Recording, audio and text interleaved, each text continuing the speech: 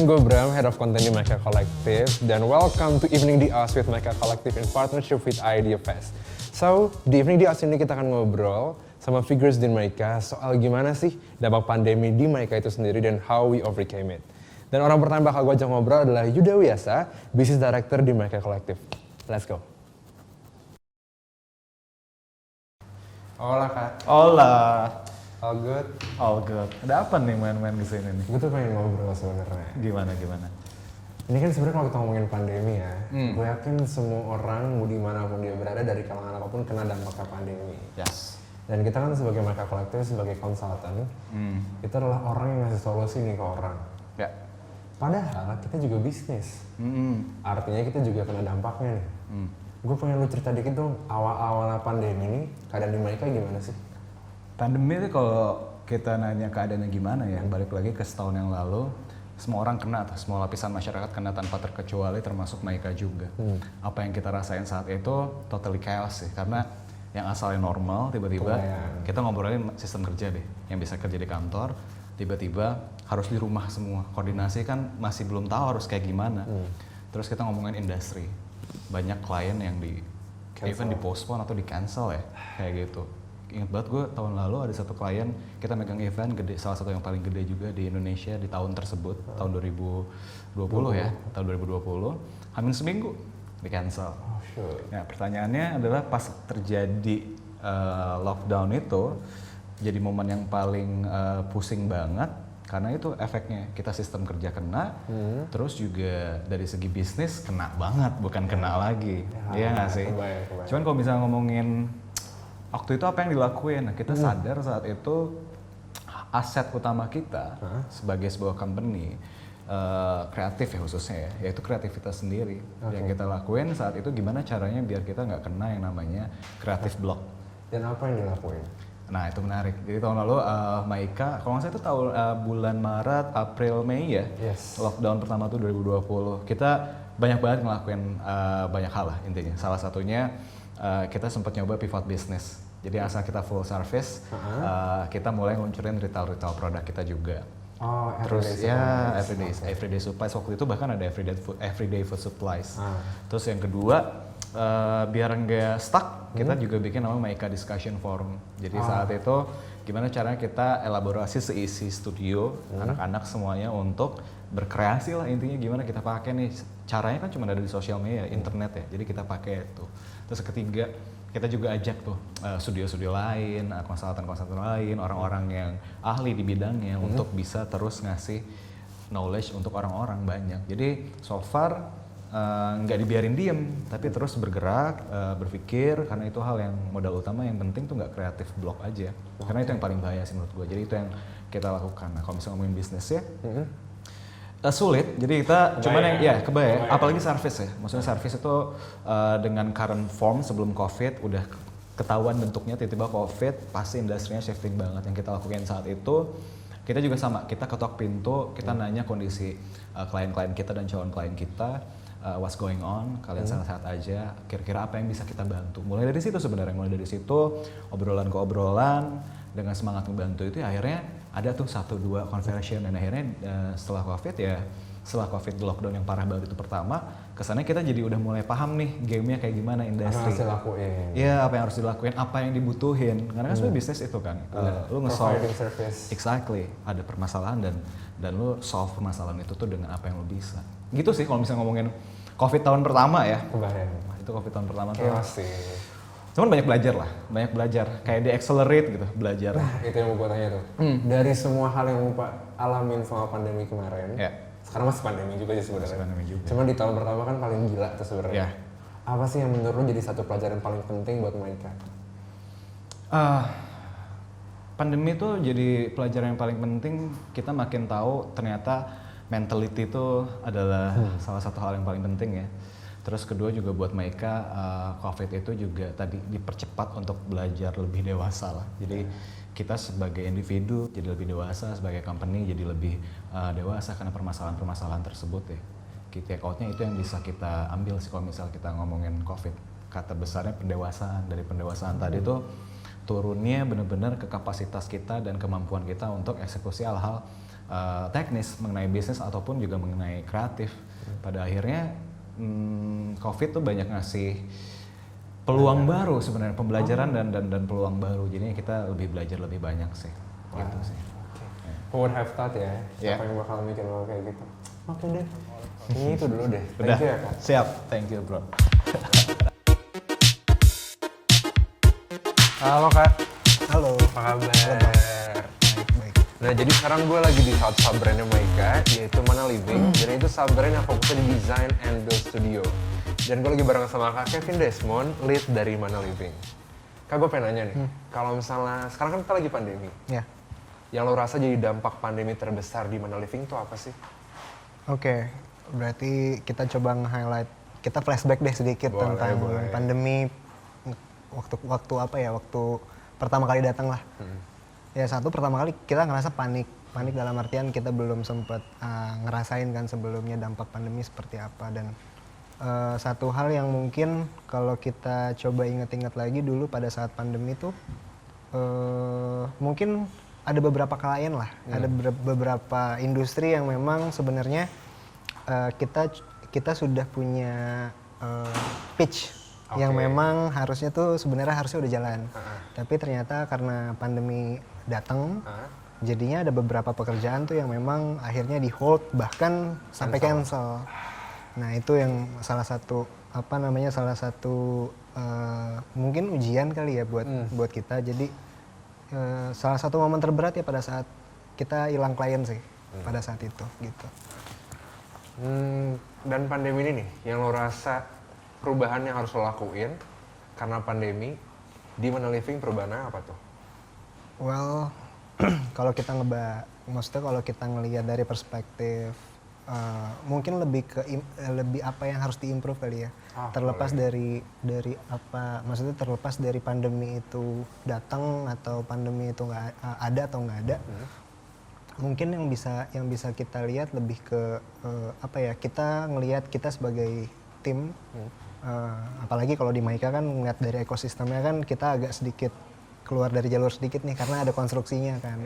Nah mungkin beberapa hal yang sifatnya teknis dalam artian ketika kita ngerjain ngerjain project-project bareng klien tuh yang sifatnya konstruksi gitu ya, kita bisa memulai sendiri untuk start something new. Kita coba ngedevelop produk, kita coba ngedevelop R&D produk. Nah dari situ kita coba akhirnya kembangin beberapa hal yang mungkin nantinya bisa jadi satu sumber revenue baru lah buat kita gitu. Nah ini yang menurut gue menarik nih. Tadi gue sempat ngebahas project. Yang lo rasa jadi project yang paling berkesan yang lo lakuin selama pandemi itu apa Kak? Oke. Mungkin gue bagi dua kali ya, dari ada satu project dari konstruksi sama yang satu dari desain kali ya. Apa aja tuh? Well, jadi akhir tahun lalu tuh kita sempat dipercaya sama salah satu grup F&B untuk bikin satu project di Kelapa Gading namanya This Art. Oke. Jadi project itu tuh kita team up, kita kerjasama sama seniman ruang. Mereka yang ngerjain desain, kita yang ngerjain build-nya, konstruksinya. Kenapa itu berkesan? Karena waktu itu sempat maju mundur. Kenapa? Karena pas banget pandemi ngehit kan, dan awal-awal berarti itu ya. Awal-awalnya dan in terms of design wise gitu ya. Itu menurut gua pribadi berkesan banget. Kenapa? Karena kita bikin tangga setinggi 10 meter. Kita bikin tangga 10 meter tapi di dalam mall. Jadi it's like a landmark yang ada di dalam mall dan itu bisa dikunjungin, bisa dinikmatin sama orang yang datang dan itu salah satu project kita yang paling berkesan sih so far ya. Tadi yang satu lagi di yang pandemi. mention apa tuh? Oh, kalau desain tuh kita terakhir ada punya apartemen di Kuningan. Oke. Kenapa itu berkesan? Karena ownernya tuh benar-benar memberikan kepercayaan lah buat kita tuh untuk bisa eksplorasi dari sisi material. Karena kita di project itu tuh benar-benar kita kasih beberapa masukan tuh yang sebenarnya tuh dari sisi kebiasaan kita tuh agak sedikit di luar. Ada beberapa material-material yang baru yang kita coba pakai di sana. Oke. Gitu. Itu Well, sih. Kalau misalnya kalian mau lihat nih beberapa kerjaannya Mana Living, bisa follow di Instagramnya @manaliving. Yes. Dan kita pindah ke yang lain kali ya. Thank you ya Bram. Thank you ya, Kak. Thank you. Jadi sekarang gue lagi di MMP. MMP adalah Sabran Maika yang bergerak di bidang motion graphics and visual and audio production. Gue bareng sama Mas Nara. Halo Mas. Halo. Halo. Kita ngobrol-ngobrol dikit kali ya. Wait, gue narik kursi dulu. Oke, silahkan. Siap. Kalau MMP sendiri nih Mas, yang menurut lo perubahan paling besar karena corona di MMP itu apa? Tentunya adalah mencari cara kerja. Gimana? Kita kan kerjaannya sebenarnya sangat butuh koordinasi yang dilakukan secara individu bertemu secara fisik, secara kehadiran. Karena kita banyak brainstorming, kita banyak ketemu energi. Itu yang kerasa banget. Kayak kita mau ngomongin shot, kita mau ngomongin Produksi kali ya? Iya, teknis produksi itu susah banget sih. Nah tapi ya koordinasi gitu ya mau nggak mau selama pandemi kita harus ngelaluinya secara online gitu ya. Selama bulan-bulan pertama pasti gagap. Kita bingung nih harus gimana sebenarnya nanggepinnya. Chaos pasti terjadi sebelum terjadi order. Tentunya ya sekarang udah masuk kita ini hampir tahun kedua sih. Ya, tahun kedua ya, menuju tahun ketiga bahkan.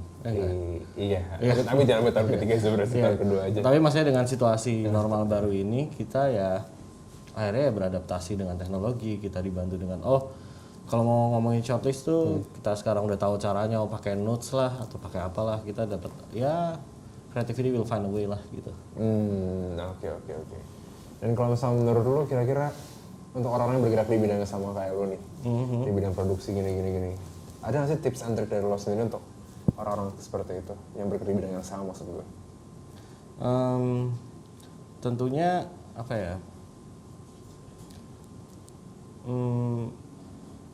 tips dari kita tentunya adalah kita selalu harus berusaha mencari di balik something yang mengekang itu pasti akan ada jalan yang untuk bikin kita sebenarnya evolving lah gitu. Dan kita pun juga di sini, makanya lu nanya tips tuh gue agak bingung karena kita pun masih sangat struggling dan belajar juga gitu di sini. Jadi kita pun juga malah butuh tips dari orang kan sebenarnya untuk apakah melakukan ini, karena sebenarnya kayak produksi di masa pandemi and then dari pre sampai post everything is becoming new lagi buat kita yang udah punya pengalaman 10 tahun, 15 tahun.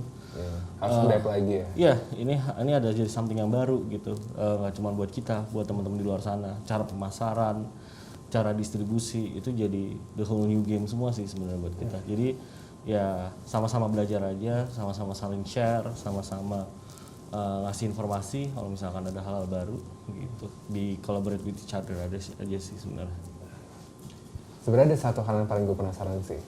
Dari hampir 2 tahun pandemi ini, yang lo rasa jadi project yang paling berkesan kali ya, buat MMP sendiri itu apa? Apa ya? Baik banget sih, semua project punya kesannya sendiri-sendiri sih. Secara personal lo aja deh kalau gitu. Oke, kalau secara personal tentunya the most long run project dan the biggest project yang kita running itu malah di pandemi ini. Itu Orkes sih sebenarnya. Orkes itu sebuah OTT, documentary concert. Kita punya kru lebih dari 100 di tengah pandemi, dan we have to maintain the protokolnya juga harus dijaga dan lain-lain. Ya, 100 orang. Yes, dan juga banyak keterbatasan juga yang terjadi dari masa brainstorming sampai di lapangan, sampai ini kita post lagi jalan gitu. Mungkin kalau yang lain mungkin gue bisa nambahin juga adalah kita pernah syuting pakai APD bahkan. Oh ya. Itu buat Vivo yang sama Joe Taslim waktu itu, karena Joe lagi promo buat Mortal Kombat. So we direct ke fighting scene waktu itu. Itu kocak banget sih. Kita datang ke tempatnya untuk lihat fight scene-nya juga dalam kondisi harus protokol. Terus habis itu juga kita ngelihat fight scene-nya juga waktu itu semuanya pakai APD gitu. So it's like Area 51. Oh my god, nggak kebayang. Oke deh, kalau misalnya dari kita kayak gitu dulu kali ya Mas ya. Oke. Thank you so much for sharing Thank you. ya Mas. By the way, don't forget to follow MNP on Instagram, mnp.mov. Kita move lagi ke sub-brand berikutnya. Let's go. Halo Kak. Baik, apa kabar Bro? Baik. Kita kenalan dulu kali ya. Boleh. Jadi ini Kak John Carlo, dia ini leads dari Imaginaria, salah satu sub-brand Michael Collective yang fokusnya di kreatif, branding, dan juga desain. Nah, gue pengen ngobrol dikit nih Kak. Kayaknya lu munduran sedikit nggak sih? Nah, gitu. Kalau misalnya menurut lu nih, karena pandemi ini, apa sih perubahan paling besar yang terjadi di Imaginaria? Mungkin perubahan paling besar sebenarnya nggak ketemu muka sih, yang kayak lo biasa face to face sama orang, tapi akhirnya lo ya udah di rumah aja gitu. Terus karena perubahan itu akhirnya apa yang dilakukan sama Imaginaria? Sebenarnya kalau misalnya pas pandemi sih sebenarnya gue rasa semua orang juga bakal kayak WFH juga nggak sih sebenarnya. Ya paling kayak kita sebenarnya kayak ngatur workload aja, kayak timelinenya sama pembagian kerjaannya lebih beda sih, nggak sama kayak zaman dulu kayak masih WFO gitu. Jadi either kayak timelinenya dipanjangin, terus either kayak kalau dulu kan misalnya kita biasa bikin ngedesain sesuatu pasti kan kayak back and forth, kayak lo di kantor gitu bisa cepet tektokannya kayak ini menurut gimana gitu. Tapi ya akhirnya mungkin kayak misalnya di downsize misalnya, jadi satu proyek misalnya di-handle 2 orang. Terus tapi kalau misalnya timelinenya agak longgar, kita bisa tuh yang kayak saling ngoper-ngoperan gitu kayak gitu. Input dari dulu gimana. Iya, Gitu ya? kayak gitu. Oke. Dan selama pandemi berarti 2 tahun terakhir ini lah ya. Menurut Iya. lo project yang paling wow, yang pernah lo kerjain di Imagi itu apa? Apa ya? Mungkin kayak Semesta Academy, terus ada Sinau juga, terus Persikabo, Orkes, Oke. sama mungkin sebenarnya ada beberapa proyek lagi yang sebenarnya seru, cuman masih belum bisa bisa disebutin, cerita ya. belum bisa disebutin. Coba dong spill dikit dong, kenapa sih project-project yang tadi lo sebutin, itu menurut lo menarik? Menarik karena ada yang kayak pengerjaan desainnya kita approach-nya agak nggak biasa. Misalnya kita punya luxury waktu yang kayak kita bisa explore field yang agak beda-beda gitu, misalnya kayak dari yang misalnya dari tipografinya, terus dari fotonya, terus misalnya apa, terus kita juga nyoba lempar back and forth gitu misalnya. Terus kayak Persikabo sebenarnya itu seru banget karena nggak pernah kepikiran gue bakal ngedesain masih kita bakal ngedesain jersey bola gitu dan rebranding tim bola gitu. Itu kayak long shot banget gitu. Wow, kebayang. Oke deh, kalau gitu kayaknya cukup ya kita ngobrol-ngobrol. Thank you so much ya Kak. Ya, sama-sama. Let's move on to the last one. Let's go. Halo Mas. Halo. Gimana miskom kita? Halo, kenalin dulu sebelumnya ini Mas Agus Lianindo, leads dari Offline, salah satu sub-brand mereka yang fokus di kreatif technology and event production. Apa kabar Mas? Baik, alhamdulillah. Ngobrol dikit kali ya. Siap. Kan kita lagi di pandemi ini Mas, sedangkan Offline tuh kalau gua nggak salah nih ya, scope of work-nya memang event production, Yap. instalasi. Nah, gimana tuh ketika lagi pandemi? Yang pertama sih kita harus adaptasi banget ya sama situasi yang baru. Jadi mau nggak mau kita harus ngelakuin banyak research, terus kita harus coba macam-macam. Yuk kita mau bikin apa nih yang bisa menyesuaikan sama pandemi dan Kondisi kita sekarang tetap bisa kreatif gitu. Dan akhirnya apa tuh perubahan-perubahan yang dilakuin dari Offline? Alhamdulillah banyak banget ya yang berubah dari offline. Dicontoh. Iya, dari yang biasanya kita ngerjain project offline, terus kita mulai belajar streaming, kita coba bikin something yang sesuai sama pandemi dan kita harus menyesuaikan banget sama protokoler kesehatan yang baru. Jadi banyak banget adaptasinya. I see. Dan dari beberapa pekerjaan nih kali ya yang dikerjain selama pandemi, yang paling berkesan buat Mas Anen itu apa? Yang paling berkesan kita pertama kali bisa bikin event offline pada saat pandemi itu FFI tahun lalu. Kapan tuh tepatnya? Desember 2020. Oh, oke. And then yang cukup viral itu Kompas Ekspresi. Kita yang bikin sepatu Kompas yang besar itu. Giant Shoes di Jakarta. Dan itu booming banget dalam waktu beberapa hari. Itu amazed banget sih. Terus kenapa tuh? Yang menurut lu project-project itu berkesan kenapa? Kayak misalnya tadi FFV, kenapa tuh FFV?